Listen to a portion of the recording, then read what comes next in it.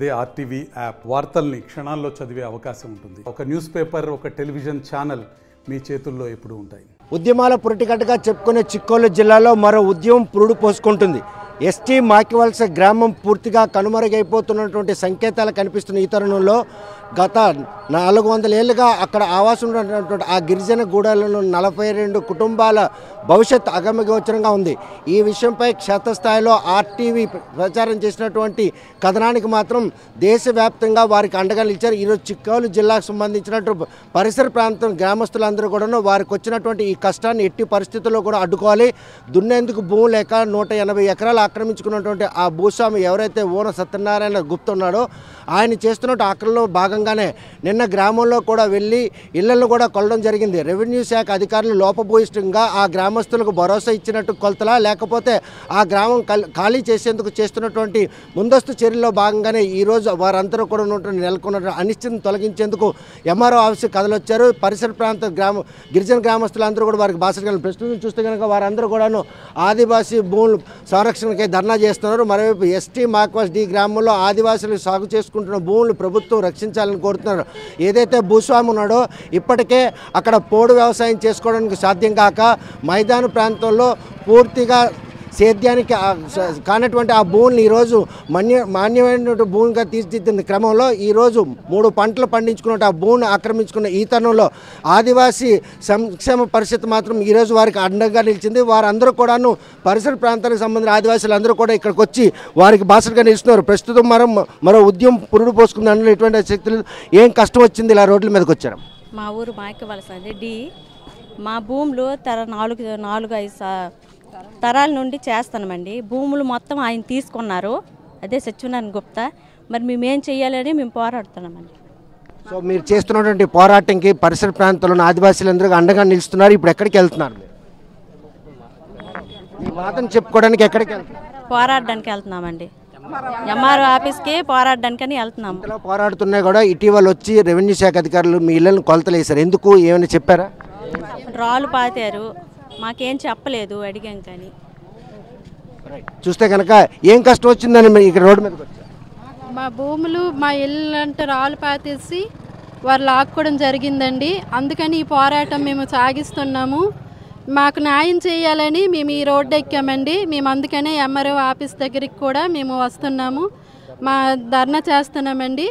మరి ఇల్లంటే మరి కొలతలు కూడా వేశారు కానీ మాకు ఏ విషయము చెప్పలేదండి, అవి కొలతల విషయం కూడా. అందుకనే మేము ఇలా పోరాటం చేస్తున్నామండి. మాకు న్యాయం జరిగిన వారికి మేము ఇలాగే పోరాటం చేస్తామండి. అంతవరకు మేము ఆగము. మేము పిల్లల్ని మా ముదరాళ్ళని కూడా వదిలేసి మేము ఇలా పోరాడతాం తప్ప మాకు న్యాయం జరిగే వారికి మేము ఆగమండి. మీరు ఎలాగైనా మాకు న్యాయం జరిపించాలని, న్యాయం చేస్తారని మేము అధికారుల మీద మేము నమ్మకం ఉంచలేదండి. మాకు ఇప్పటి వరకు కూడా అధికారులు ఎవరు మాకు సహకరించలేదు. మా ప్రాంతాన్ని కూడా అసలు చూడడానికి కూడా రాలేదండి. మేము ఎంత ఇబ్బందులు పడుతున్నామో అసలు కనీసం మా ప్రాంతానికి కూడా అడుగు పెట్టలేదండి ఇంతవరకు కూడా. అందుకని మేము అధికారుల మీద కూడా మేము ఆశ పెట్టుకోలేదు. మాకు ఎలాగని ప్రభుత్వం గవర్నమెంట్ వారు మాకు న్యాయం చేస్తారని మేము రోడ్డు ఎక్కామండి. అందుకని మీరు ఎలాగైనా మాకు న్యాయం చేయాలి. మీరు న్యాయం చేయకపోతే మేము అక్కడ మరి నివసించడానికి మాకు ఎక్కడ స్థలాలు లేవండి. మరి ఎల్లంటే రాళ్ళు పాతేశారు, అవి వెళ్ళి మావి అంటారు. మేము తరతరాలు పండించుకొని మా తాతలు మా తండ్రుల నుంచి పండించుకుని భూములు కూడా మావని లాక్కున్నారండి. మరి మేము ఎక్కడ పండించుకొని ఈ దినం మేము పండించుకొని మేము ఎలా బ్రతుకుతాము? మా పిల్లల్ని మేము ఎలా పోషించుకోగలుగుతాము? మా ముదరాళ్ళని ఎలా మేము పోషించుకోగలుగుతామండి? మరి అందుకని ఈ దినం మేము ఇలాగ పోరాడుతున్నామండి. మాకు న్యాయం చేయాలని మేము ఇలాగ మీడియా ముందుకు వచ్చామండి. మాకు న్యాయం ఎలాగైనా చేకూర్చాలి, మీరు ఎలాగైనా న్యాయం జరిగించాలని మేము కోరుతూ ఉన్నామండి. 4 తరాలుగా ఆ గ్రామంలో ఆవాసం ఉంటూ కుటుంబాలను పోషించుకున్నటువంటి ఆదివాసీలు మాత్రం వారు సేద్యం చేసుకున్న భూమిని అక్రమంగా లాక్కున్నటువంటి ఎవరైతే భూస్వామి ఉన్నాడో రెవెన్యూ శాఖ అధికారులు పూర్తిగా అండదండలు ఉన్న నేపథ్యంలో అధికారులు కూడాను నమ్మే పరిస్థితి లేదు. తమ మనుగడకే ముప్పు వాటిల్లో ఉన్నటువంటి ఈ పరిణామాల నేపథ్యంలో ఆ గ్రామాన్ని కాపాడాలి, ఆ 42 కుటుంబాల భవిష్యత్తు ఏంటి అన్న విషయాన్ని రెవెన్యూ శాఖ అధికారులు చెప్పాలని కూడా డిమాండ్ చేస్తున్నారు. తమ పిల్లల్ని తమ వృద్ధుల్ని పోషించుకునేందుకు భూమిని కూడా లాక్కున్నటువంటి వాళ్ళు ఈరోజు ఆ గ్రామాన్ని ఖాళీ చేసిన వ్యూహం పంపుతున్నారు. అందులో భాగంగా తమ పోరాటం సిద్ధమని చెప్తున్నారు. చూస్తే కనుక ఈ పోరాటంలో ఆది నుండి కూడా వారు బాసటగా నిలిచారు. ఎటువంటి పోరాటం సిద్ధమవుతుంది? ఇంతమంది రావడానికి కారణం ఏంటి? ఇంతమంది రావడానికి కారణం ఇంతమంది రావడానికి కారణం ఏంటి అంటే 4 దశాబ్దాలుగా కొనసాగిస్తున్న మా భూముల్ని మా ఇండ్లని మొత్తాన్ని కూడా ఆక్రమించి భూస్వామి అనే ఓన సత్యనారాయణ గుప్తా మొత్తాన్ని కూడా ఆక్రమించుకున్నారు.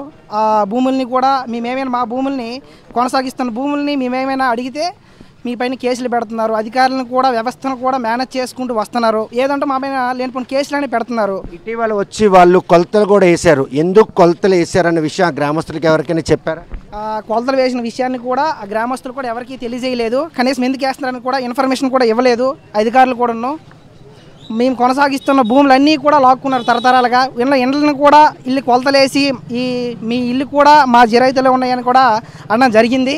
ఇది కూడా ఇప్పటి వరకు కూడా ఏ రాజకీయ పార్టీ కానీ అధికారం ఉన్న పార్టీ కానీ ప్రతిపక్ష పార్టీ కూడా ఏ రాజకీయ నాయకులు కూడా మాకు దీనికి కనీసం పట్టించుకోవడం కూడా లేదు. కనీసం ఊరు కూడా వచ్చి సంధించడం కూడా లేదు. ప్రస్తుతానికి వచ్చిన ఇండ్లను కూడా ధ్వంసం చేస్తామని చెరువుల్ని అలాగే ఉన్న చెరువుల్ని కానీ ఉన్న స్వర్గస్థులైన కాస్టులు కూడా అది కూడా ఆ స్థలాన్ని కూడా కబ్జా చేయడం జరిగింది. మొత్తం కూడా ధ్వంసం చేసి మొత్తం పొలాలను కూడా అన్నీ కూడా ఆక్రమించుకుంటూ మొత్తానికి మేము ఎవరైనా గట్టిగా అడిగితే మాత్రం మమ్మల్ని కేసులు పెట్టి చాలా ఇబ్బందులకి గురి చేస్తున్నారు.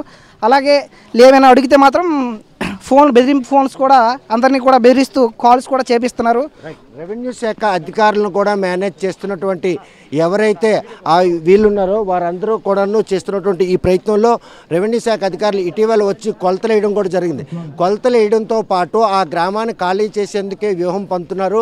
దశాబ్దాల కాలంగా ఉంటున్నటువంటి తమ మనుగడకు మాత్రం ఇది ముప్పు వాటిల్లే పరిస్థితి ఉంది. ఈ పరిస్థితులు ఉన్న నేపథ్యంలో వారు మాత్రం ఎట్టి పరిస్థితుల్లో వారిని ఊరిని పోగొట్టుకోకుండా ఉండేందుకు వారందరూ ఏకతాటి మీద రావడం జరిగింది. వీరందరూ కూడాను ఆ 42 కుటుంబాల తాలూకా భవిష్యత్తును కాపాడి చేస్తున్న ప్రయత్నంలో రెవెన్యూ శాఖ అధికారులు పనితీరు మాత్రం ఈరోజు వారికి పెనుముప్పు పొంచి ఉందని చెప్పుకోవచ్చు. దశాబ్ద కాలంగా సేద్యం చేస్తున్నటువంటి భూముల్ని లాక్కున్నటువంటి ఆ భూస్వామి మాత్రం ఈరోజు ఇళ్లను పూర్తిగా ఖాళీ చేసేందుకు చేస్తున్న ప్రయత్నంలో భాగంగా తమ ప్రాణాలతో చెలగాటం ఆడే పరిణామాలు ఇప్పుడు చోటు చేసుకుని జీవన్మర సమస్యగా మారినటువంటి ఎస్టీ మాకివల్స్ డి గ్రామస్తులు ఆదివాసీలు మాత్రం పరిరక్షించేందుకు ఆదివాసీ సంక్షేమ పరిస్థితి నాయకులు కూడా వారికి బాసటగా నిలిచారు. చూస్తే కనుక ఈ పోరాటం రోడ్డెక్కే పరిస్థితి నిన్నటి వరకు గ్రామంలో ఉండేది. దేశవ్యాప్తంగా కూడా ఈ విషయాన్ని చూశారు. పవన్ కళ్యాణ్ దృష్టికి కూడా వెళ్ళడం జరిగింది. అయినప్పటికీ కూడా రెవెన్యూ అధికారులు దుందుడుకు చెరిగా ఈరోజు ఇల్లు కొలతలు వేయడానికి కూడా ఆంతరం ఏమనుకోవచ్చు. ఏదైనప్పటికి కూడా 4 తరాల నుండి ఆదివాసులు భూమిపై ఉన్నారు. ఈ 4 తరాల ఆదివాసిని ఖాళీ చేయడానికి భూస్వామి పన్నుతున్న పన్నాగానికి ఆదివాసీ సంక్షేమ పద్ధతి వ్యతిరేకించి ఈరోజు రోడ్లు ఎక్కడం జరిగింది. ఈ శ్రీకాకుళం జిల్లాలో మాకివలస ఆదివాసికి అన్ని గ్రామాలు కూడా బాచటగా నిలిచి ఈ యొక్క ఉద్యమానికి శ్రీకాకుళం జిల్లా కాదు ఒక రాష్ట్ర స్థాయి ఉద్యమానికి తీసుకెళ్లి ఈ యొక్క ఆదివాసులు ఏదైతే ఎస్టీ మాకివలస ఆదివాసులు ఉన్నారో వాళ్ళకి బాచటగా నిలిచి తరతరాల నుండి చేస్తున్నటువంటి భూమిని వాళ్ళకి భూ హక్కు పట్టాలు ఇచ్చినంత వరకు కూడా మా పోరాటం ఆగదు. ఇప్పటికే భూములు లాక్కున్నారు. ఇళ్లను కూడా ఖాళీ చేసే ప్రక్రియ కొనసాగిస్తుంది. రెవెన్యూ శాఖ అధికారులు లోపభూయిష్టంగా గోప్యంగా కొలతలు వేస్తున్నారు. కనీసం ఎవరైతే ఇంట్లో ఆవాసం ఉంటున్నారో వారికి విషయం చెప్పకుండా కొలతలు వేయడం వెనక ఆంతర్యం అని మనం అనుకోవాలి. ఎలాగా ఏదైనా భూమి కొలతలు చేయాలంటే మొట్టమొదటిగా ఆ యొక్క గ్రామస్తులకు కానీ ఆ ఇంటి వాళ్ళకి ముందస్తు నోటీస్ ఇచ్చిన తర్వాతే ఆ కొలతలు చేయాలి. కానీ ఈ విధంగా కూడా ఒక ఆర్డీఓ గారు గ్రామం వచ్చిన తర్వాత కూడా ఎటువంటి నోటీసులు ఇవ్వకుండా తెల్లవారుజామున 7-7:30 ప్రాంతాలకు వచ్చి ఇంటిల్లో కొలతలు చేయడం కూడా చాలా అన్యాయం. దీని మీద కూడా కలెక్టర్ గారు సరైన నివేదిక అప్పచెప్పి ఏ అధికారులు అయితే ముందస్తు నోటీసులు ఇవ్వకుండా ఇంటిల్లో జొరబడ్డారో వాళ్ళ పేరు చట్టపరి చర్యలు కూడా తీసుకోమని మేము డిమాండ్ చేస్తూ ఉన్నాం. చూస్తే కనుక కనీసం స్వర్గధామం కూడా లేనటువంటి ఆ గ్రామంలో దున్నేందుకు భూమి లేదు. ఉండే ఉనికి కూడా కోల్పోయే పరిస్థితి ఉంది. ఆ గ్రామస్తులకు వచ్చిన ఈ కష్టాన్ని ఎలాగా కాపాడే ప్రయత్నం చేస్తే మీరు చేసిన ఉద్యమంలో రెవెన్యూ శాఖ అధికారులు చిత్తశుద్ధితో పనిచేస్తారనుకున్నా ఆ భూస్వామికి అండగాస్తారు. వాస్తవానికి ఎస్టీ మాకివలస అనే ఆదివాసీ గ్రామంలో వాళ్ళు తరాలుగా సాగు చేసుకుంటూ జీవిస్తున్న భూముల మీద ఒక నెల రోజుల కిందట వచ్చినటువంటి సత్యనారాయణ గుప్తా అనే ఒక భూస్వామి 115 ఎకరాల ఆస్తి మాకు ఉంది, మీ ఊరు మాది, మీ శ్మశానం మాది, మీ ఇల్లులు మావి, మీకు ఇక్కడ నిలువు నీడలేదని చెప్పి ఆయన చేసినటువంటి ప్రకటన ఏదైతే ఉందో ఇది ఆదివాసీలను కలవరపరిచింది. తరాలుగా జీవిస్తున్న ఆదివాసీలు దున్నేవాడికే భూమి మీద హక్కు, కానీ ఇవాళ ఇంతవరకు రికార్డులు ఎలా తారుమారు చేశారు. అసలు వీళ్ళకి 114 ఎకరాలు ఉందంటే ల్యాండ్ సీలింగ్ చట్టం ఏం చెప్తుంది? ల్యాండ్ సీలింగ్ యాక్ట్ ప్రకారంగా ఈయన మీద ముందు కేసు బుక్ చేయాలా? అసలు ఇవన్నీ చాలా లోపభూయిష్టంగా ఉన్నాయి, రికార్డులో అవకతవకలు ఉన్నాయి. వారికి ఎవరు అండ లేరన్నట్టు ఉద్దేశంతోనే వారు చేస్తున్నటువంటి ప్రయత్నంలో ఈ 180 ఎకరాలు లాక్కున్నారు. కనీసం శ్మశానం కూడా లేనటువంటి ఆ గ్రామస్తుకు వచ్చినట్టు ఈ కష్టాన్ని ఏ విధంగా రెవెన్యూ శాఖ అధికారులు మీకు సహకరిస్తారనుకో? వాస్తవంగా రెవెన్యూ శాఖలో లోపభూయిష్టంగా ఉన్నాయి. మేము కూడా రికార్డులకి వెరిఫికేషన్కి వెళ్తున్నాం. 1950 నాటి ల్యాండ్ రికార్డ్స్ కూడా బయటకు తీయాల్సి ఉంది. ఇప్పటి వరకు ఆయన అమ్మిన భూముల మీద ఎంక్వైరీ చేయాలి. ఈ భూభాగోతం బయటకు తేవాలంటే ఖచ్చితంగా ఇది సిబిఐ ఎంక్వైరీ చేయాలా? ల్యాండ్ సీలింగ్ చట్టం వచ్చింది, అనేక రకాల అంశాలు ఇందులో ఇమిడి ఉన్నాయి. ఫెయిర్ అడంగల్లో ఏం చెప్తుంది? అసలు ఇంతవరకు గ్రామం నిర్మాణం అయితే ఇంతవరకు హౌస్ ట్యాక్సీలు కడుతున్నారు, ఇంతవరకు రోడ్లు ఇచ్చారు, కనుక గ్రామానికి సంబంధించిన మౌలిక ఇన్ఫ్రాస్ట్రక్చర్ ఉంది. ఇవన్నీ ఉండుండగా ఇప్పుడు మరి ఈరోజు ఆయన ఎలా వచ్చాడు? ఒకవేళ ఆయనకున్న రైట్ ఏంటి? ఇంతకాలం ఉన్నటువంటి ఆదివాసీలు వాళ్ళకి రికార్డులు నాలెడ్జ్ లేదు.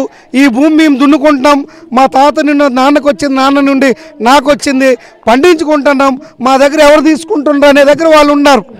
కానీ వాస్తవంగా భూమి మీద 100 సంవత్సరాల నుండి ఉన్న ఆదివాసీలు భూ హక్కులు గుర్తించి రెవెన్యూ వాళ్ళు ఎటువంటి రికార్డులు తప్పులు ఏ ఉన్నప్పుడు కూడా రికార్డులన్నీ కూడా సర్వే చేసి సాగులో ఉన్నటువంటి ఆదివాసీలకి పొజిషన్ ఇచ్చి ఆదివాసీలకు చట్టబద్ధ హక్కులు కల్పించాలి. లేదనుకుంటే శ్రీకాకుళం ప్రజలకు ఉద్యమాలు కొత్త కాదు.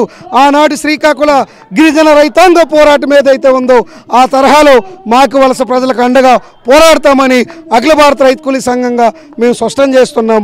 వంకల మాధవరావు ఒక పక్క ఆదివాసీ సంక్షేమ పరిషత్తే కాకుండా రైతు సంక్షేమ పరిషత్ కూడా ఈరోజు ఆదివాసీలకు అండగా నిలుస్తుంది.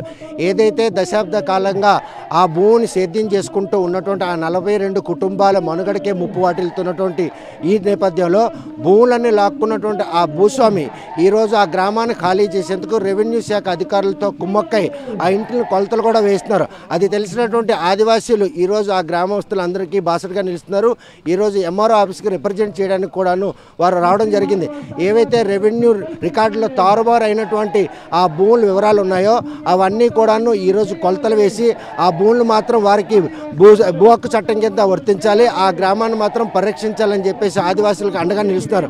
ఆ గ్రామస్తులు మాత్రం కనీసం ఎవరైనా చనిపోతే వేరే కొండల్లో దానం చేసుకోవడం తప్ప కనీసం శ్మశానం కూడా మిగిల్చినటువంటి ఎవరైతే ఆ భూస్వామి ఉన్నాడో ఆయనపై చట్టపరమైన చర్యలు చేపట్టాలి. ఆదివాసీ గ్రామానికి వచ్చినటువంటి ఈ కష్టాన్ని గట్టెక్కించేందుకు అందరూ ఏకతాటి మీద ఆ మాకివలస గ్రామస్తులు అండగా ఉన్నారనడానికి ఉద్యమంలో వస్తున్నటువంటి వీరంతా కూడాను గ్రామస్తులు కాబట్టి చుట్టుపక్కల గ్రామానికి చెందిన గిరిజనులు అందరూ కూడాను ఈరోజు రావడం జరిగింది. వారికి వచ్చినటువంటి జీవన్మరణ సమస్య నుండి కాపాడేందుకు వారు చేస్తున్నటువంటి ప్రయత్నంలో రెవెన్యూ శాఖ అధికారులు ఒక అడుగు వెనక్కి తక్కి ఆ భూస్వామి ఆక్రమణలను ఎండగట్టి రికార్డు ప్రకారంగా భూముల్ని సర్వే చేయించి ఆ ఆదివాసులకి అప్పచెప్తారా లేదా రెవెన్యూ శాఖ అధికారులు భూస్వామి ఇచ్చినటువంటి తాయిలాలకి లొంగి ఈ 42 కుటుంబాలను రోడ్డును పడేస్తారా అన్న విషయం వేచి చూడాల్సిందే. జల్మూరు నుండి వీడియో జర్నలిస్ట్ రామకృష్ణతో సత్యం, ఆర్టీవీ శ్రీకాకుళం. మరిన్ని వీడియోస్ కోసం ఛానల్ ని సబ్స్క్రైబ్ చేయండి, లేటెస్ట్ అప్డేట్స్ కోసం వాట్సాప్ ఛానల్ ని ఫాలో చేయండి అండ్ లింక్ డిస్క్రిప్షన్ లో ఉంది.